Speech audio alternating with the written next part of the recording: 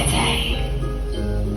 এমনও ঘন ঘোর বরিশায়, এমনও মেঘস্বরে বাদল ঝড় ঝরে, তপনহীন ঘন তমসায় ব্যাকুল বেগে আজি বহে বায়, বিজুলি থেকে থেকে চমকায়।